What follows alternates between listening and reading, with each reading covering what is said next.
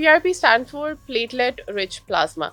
जो हमारा blood होता है ना, उसके डिफरेंट कॉन्स्टिट्यूएंट्स होते हैं और वो बहुत नाइसली एमल्सिफाइड होते हैं in the form of blood. अच्छा, पीआरपी हम जब एक सेशन करवाते हैं तो हम सोचते हैं कि बस अब हमारे बाल फौरन ग्रोथ शुरू हो जाएगी। तो प्लेटलेट रिच प्लाज्मा होता है, फिर वो हम आपके जो है वो सर में इंजेक्ट करते हैं या माइक्रो नीडल करते हैं। फर्स्ट जब आप सेशन करवाते हैं ना, तो उसके बाद थोड़ी सी शेडिंग हो सकती है। तो उसके बाद साल बाद दोबारा आपको करवाना पड़ता है या स्मोकिंग मैं मेंशन करना चाहूँगी, जो लोग स्मोक करते हैं उन पे भी पीआरपी का कोई ख़ास इफेक्ट नहीं होगा, क्योंकि उनके में उस तरह से जो है वो न्यूट्रिएंट्स नहीं होंगे जो कि फिर उनको जो है आगे फर्दर सपोर्ट कर सके।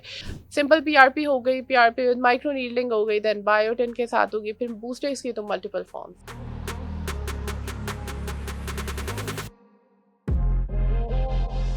अच्छा, पीआरपी हम जब एक सेशन करवाते हैं तो हम सोचते हैं कि बस अब हमारे बाल फौरन ग्रोथ शुरू हो जाएगी।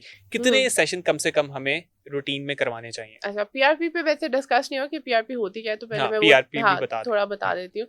PRP stand for platelet rich plasma. जो हमारा blood होता है ना, उसके डिफरेंट कॉन्स्टिट्यूएंट्स होते हैं और वो बहुत नाइसली एमल्सिफाइड होते हैं in the form of blood.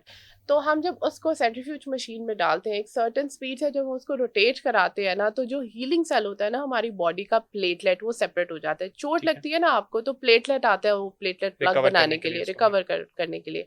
तो प्लेटलेट रिच प्लाज्मा होता है, फिर वो हम आपके जो है वो सर में इंजेक्ट करते हैं या माइक्रो नीडल करते हैं।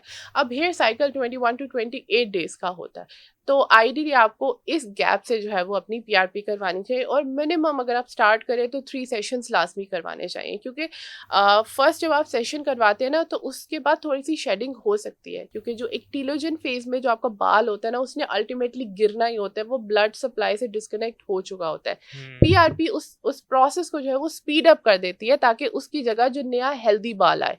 तो ये भी आप फेस कर सकते हैं, इसलिए एक सेशन से तो ऐसा जितना फायदा नहीं होगा।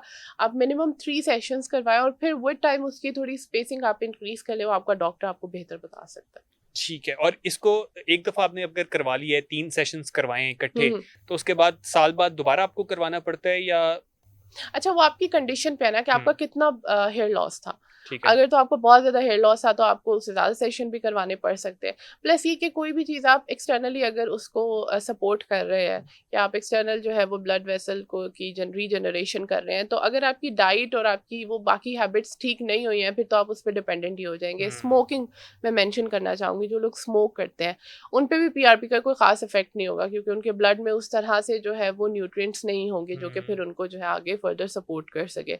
उन केसेस में फिर हम एक्सोम्स की तरफ जा सकते हैं, वो थोड़ा एक सुपीरियर जो है वो प्रोसीजर है, बट उसकी फिर डिटेल इंशाल्लाह फिर किसी दिन डिस्कस करेंगे। बिल्कुल ऐसे ही मैं ये भी पूछना चाहता था, लेकिन पीआरपी के हवाले से अगर हम देखें तो पीआरपी में भी बहुत सी चीजें आ चुकी हैं। पीआरपी, कुछ लोग कहते हैं कि पीआरपी में जस्ट आपका और उसके सेल्स को ही इंजेक्ट कर दिया जाता है, व्हाइट प्लाज्मा जो आपका होता है, लेकिन कुछ लोग कहते हैं उसके अंदर कुछ ऐड भी किया जाता है। तो इसकी कितनी फॉर्म्स मौजूद हैं? अच्छा, उसमें तो फिर बूस्टर्स की तो मल्टीपल फॉर्म्स मौजूद है। होता ये कि जैसे मैंने कुछ कंपाउंड्स बताए थे, बाइकैपिल हो गया, प्रोकैपिल हो गया, फिर बायोटिन हो गई। अच्छा हाँ, बायोटिन की भी मैं एक मिथ क्लियर कर दूं, हर बंदे को लगता है हेयर फॉल हो गया तो बस बायोटिन आपने लेनी है। That is not true. Biotin is good for our hair, our skin and our nails, लेकिन बायोटिन की डेफिशिएंसी है तो ही फायदा होगा। और बायोटिन हम लोग ले लेते हैं डाइट से, तो बहुत रेयर है कि आपको उसकी डेफिशिएंसी मतलब कि हो। हम सब लोगों को नॉर्मली बायोटिन लेने की जरूरत नहीं है? नहीं, हेयर फॉल के लिए नहीं। अगेन उसको आप थोड़ा इन्वेस्टिगेट करें, पता करें कि किस वजह से हेयर फॉल हो रहा है। तो यस, बायोटिन के साथ भी आती है, फिर माइक्रो नीडलिंग के साथ भी आता है। माइक्रो नीडलिंग में ये होता है कंट्रोल्ड ट्रॉमा दे रहे हैं हम आपकी स्किन को ट्रिगर कर रहे हैं। स्कैल्प पे भी तो स्किन होती है ना, ट्रिगर कर रहे हैं कि वो रीजनरेशन करे, तो उससे भी फायदा होता है।